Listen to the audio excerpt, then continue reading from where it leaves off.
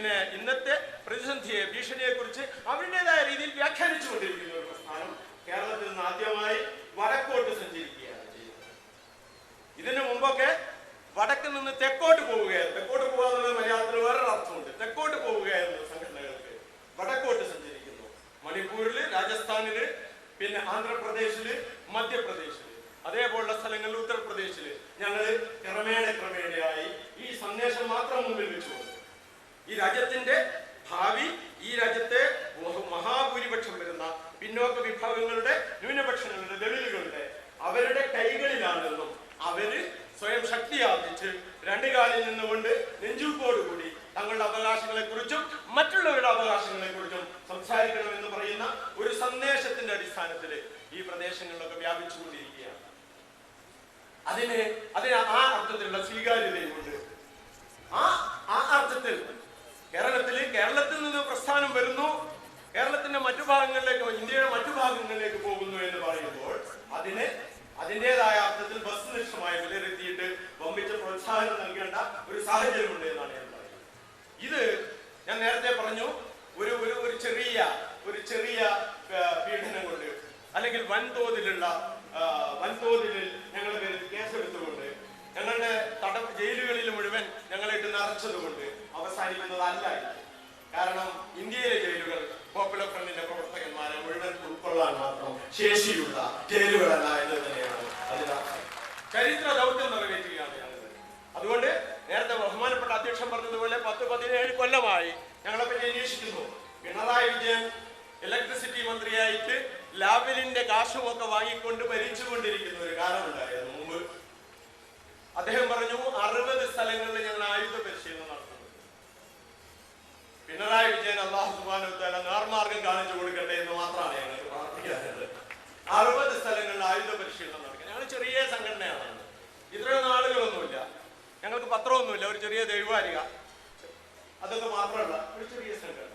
നമ്മൾ പറഞ്ഞു പിണറായി വിജയനോട്, പക്ഷെ വിജയൻ ഒരു കാര്യം ചെയ്യണം, 60 ആയുധ പരിശീലനം നടത്തുന്ന കേന്ദ്രങ്ങളെ കുറിച്ചുള്ള കൃത്യമായ വിവരം ഇന്റലിജൻസ് ബ്യൂറോക്ക് ഉണ്ടെങ്കിൽ അതിന്റെ അഡ്രസ് ഞങ്ങൾക്ക് തന്നാല് അവരെ ഞങ്ങൾക്ക് NDF ചേർക്കാമായിരുന്നു എന്നാണ് പറഞ്ഞത്. 60 സ്ഥലങ്ങളിൽ അവരെ, കാരണം ഞങ്ങളെ സംബന്ധിച്ചിടത്തോളം ആയുധ പരിശീലനം കൊടുക്കുന്ന ഒരു കേന്ദ്രവും ഉണ്ടായിരുന്നു. അപ്പൊ ചിലരെങ്ങാനും NDF ലാബിൽ ഇങ്ങനെ പലതും നടത്തുന്നുണ്ടെങ്കിൽ അവരെ പറഞ്ഞ് മനസ്സിലാക്കിയിട്ട് ഇന്ത്യൻ സാഹചര്യത്തിൽ ജനാധിപത്യ വ്യവസ്ഥയിൽ അത്തരത്തിലുള്ള പ്രവർത്തനങ്ങളും പാടില്ല എന്ന് പറഞ്ഞുകൊണ്ട് ഞങ്ങൾക്ക് ഒരു 60 യൂണിറ്റുകൾ ഒന്നിച്ച് കിട്ടാനുള്ള സാധ്യതയുണ്ട് എന്നാണ് പിണറായി വിജയനോട് പറഞ്ഞത്. പിണറായി വിജയൻ അന്നും ഉണ്ടാക്കം മുട്ടിയ പിണറായി വിജയൻ പിന്നെ മാറാട് പ്രദേശത്ത് അവർ നടത്തിയ കലാപത്തിന്റെ പിറ്റേ ദിവസമാണ് നാഷണൽ ഡെവലപ്മെന്റ് ഫണ്ടിനെ കുറിച്ച് സംസാരിച്ച് NDF-കാരാണ് മാറാട് ആക്രമണം നടത്തിയത് എന്ന് പറയുന്ന ശുദ്ധമായ ഇടതുപക്ഷം പ്രചരിപ്പിച്ചത്. അത് ഞങ്ങൾ പറഞ്ഞു. ഇന്നലെ ഒരു ചാനൽ ചർച്ചയിൽ പങ്കെടുക്കുമ്പോ RSSന്റെ ഒരാൾ പറഞ്ഞു, മാറാട് സംഘർഷ RSSന്റെ അല്ല, BJPയുടെ CPM-ന്റെ ഒരാൾ പറഞ്ഞു, മാറാട് കലാപത്തില്, മാറാട് കൂട്ടക്കൊലയില് NDF-കാരുണ്ടായിരുന്നു. ഞങ്ങൾ എണ്ണിക്കൊടുത്തു, ഇത്രയധികം ആളുകൾ അവിടെ ജയിലിലുണ്ടായിരുന്നു. 182 ആളുകൾ, അതിൽ ഇത്ര CPM-മാര്, ഇത്ര മുസ്ലിം ലീഗുകാർ. സമാധാനത്തിന്റെ വേറൊരു മടപ്രാപകളുണ്ട് മുസ്ലിം ലീഗുകാർ. അവര് ഞങ്ങൾ അവിടെ ഉണ്ടായിരുന്നില്ല. ഞങ്ങൾ ഉണ്ടാക്കാനൊക്കെ ശ്രമിച്ചു നോക്കിയിരുന്നു. പക്ഷെ ഈ കടൽ തീരത്തുള്ള നമ്മുടെ സഹോദരന്മാർക്ക് നമ്മളുടേതായ ഒരു രീതിയിൽ പ്രവർത്തിക്കുന്നതിന് ബുദ്ധിമുട്ടുണ്ടായതുകൊണ്ട് നടന്നില്ല. പിന്നെ അത് കഴിഞ്ഞു. കാശ്മീരിലേക്ക് പോയതിനെ പറ്റി പറഞ്ഞല്ലോ. കാശ്മീരിൽ പോയിട്ട് അവിടെ ഒരു ചെറുപ്പക്കാരൻ ഫയ്യാസ് എന്ന് പറയുന്ന ചെറുപ്പക്കാരൻ പിന്നെ 4 ആളുകളെ കൂടെ നിഗൂഢമായ സാധ്യത. കാശ്മീരിൽ എന്താ നടക്കുന്നത് നമുക്കറിയില്ല. നമ്മുടെ പത്രങ്ങൾ റിപ്പോർട്ട് ചെയ്യുന്ന കാര്യങ്ങൾ മാത്രമേ ഉള്ളൂ. അതിനടുത്ത് 1-2 സത്യങ്ങൾ പുറത്തു ചാടി ഒരു കേണലും ഒരു മേജറും കൂടി ഒരു 2-3 കാശ്മീരി ചെറുപ്പക്കാർക്ക് 5000 രൂപ കൈക്കൂലി കൊടുത്തിട്ട് നിയന്ത്രണ രേഖയുടെ അടുത്ത് കൊണ്ടുപോയി അവിടെ വെച്ച് വെടിവെച്ചു പോയി. നമ്മുടെ മാധ്യമങ്ങളിൽ ചർച്ച ചെയ്യാത്ത വിഷയമാണ്. അവിടെ വെച്ച് വെടിവെച്ചു പോകും.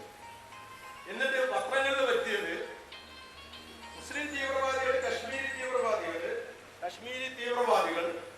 കശ്മീരിൽ നിന്ന് പാകിസ്ഥാന്റെ നിയന്ത്രണത്തിലുള്ള കശ്മീരിൽ നിന്ന് ഇന്ത്യൻ നിയന്ത്രണത്തിലുള്ള കശ്മീരിലേക്ക് വരുമ്പോൾ ഞങ്ങൾ വെടിവെച്ചു പോകുന്നു എന്നാണ് അവർ റിപ്പോർട്ട് ചെയ്തത്. അങ്ങനെ റിപ്പോർട്ട് ചെയ്താല് പണ്ട് വിയറ്റ്നാമിലൊക്കെ ഉണ്ടായിരുന്നു എന്ന് പറയാം, വിയറ്റ്കോംകാരുടെ കാത അറുത്തിട്ട് കൊണ്ടുകൊടുത്താൽ അമേരിക്കൻ പട്ടാളക്കാർക്ക് പ്രത്യേകമായുള്ള അലവൻസ് കൊടുക്കുമായിരുന്നു.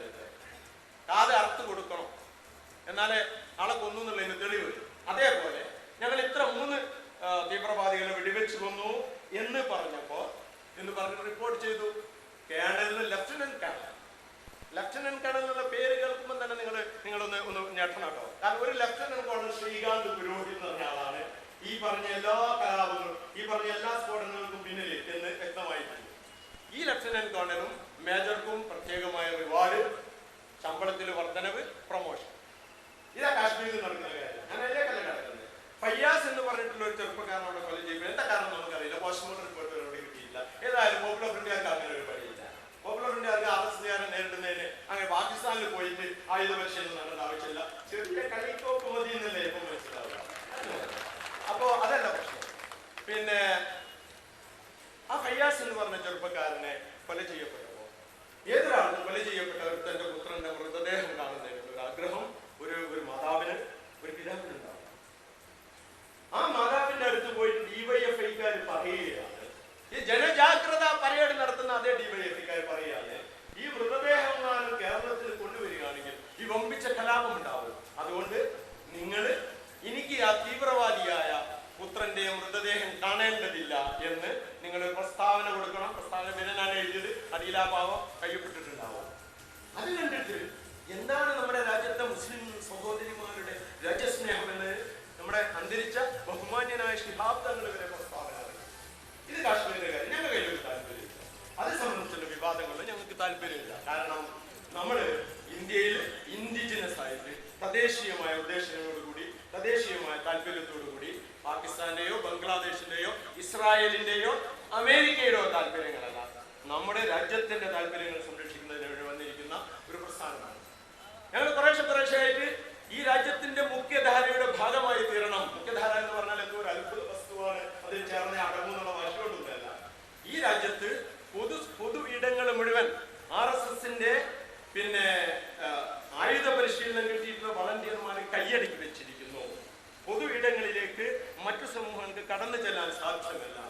അത് DHRMനും കടന്നു ചെല്ലാൻ സാധ്യമല്ല, പോപ്പുലർ ഫ്രണ്ടിനും കടന്നു ചെല്ലാൻ സാധ്യമല്ല എന്ന് പറയുന്ന ആ പഴയ സൂത്രവാക്യം ഞങ്ങൾ തിരുത്തിയതിന്റെ അടിസ്ഥാനത്തിലാണ് കഴിഞ്ഞ 8 വർഷമായിട്ട് ഞങ്ങൾ ഫ്രീഡം പരേഡ് നടത്തുന്നത്. ഫ്രീഡം പരേഡ് നടത്തിയിട്ട് കേരളത്തിൽ, തമിഴ്നാട്ടിൽ, കർണാടകത്തിൽ ഇങ്ങനത്തെയുള്ള പരേഡുകൾ നടത്തിയിട്ട് ഒരു അപകടവും ഉണ്ടായിട്ടില്ല.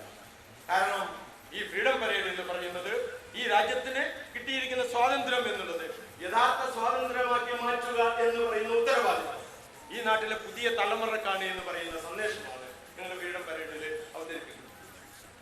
ഫ്രീഡം പരേഡ് വിലക്കുമ്പോൾ പ്രധാനപ്പെട്ട പ്രശ്നം ഈ രാഷ്ട്രത്തിന്റെ ചിഹ്നങ്ങൾ, നേരത്തെ അധ്യക്ഷൻ പറഞ്ഞു, ഈ രാഷ്ട്രത്തിന്റെ ചിഹ്നങ്ങൾ ചില വിഭാഗങ്ങൾക്ക് അപ്രാപ്യമാക്കി നിർത്തണം എന്ന് ആഗ്രഹിക്കുന്ന ഒരു വിഭാഗം. ആ വിഭാഗമാണ് 1930കളിലെ We or Our Nationhood Defined എന്ന പേരിൽ ഒരു ചെറിയ എന്നാൽ ഇന്ത്യയിൽ ഏറ്റവും കൂടുതൽ അനർത്ഥം ഉണ്ടാക്കിയ ഒരു പുസ്തകം എഴുതിയിട്ടുള്ള ഗോൾവാൾക്കറിന്റെ സങ്കല്പമാണത്.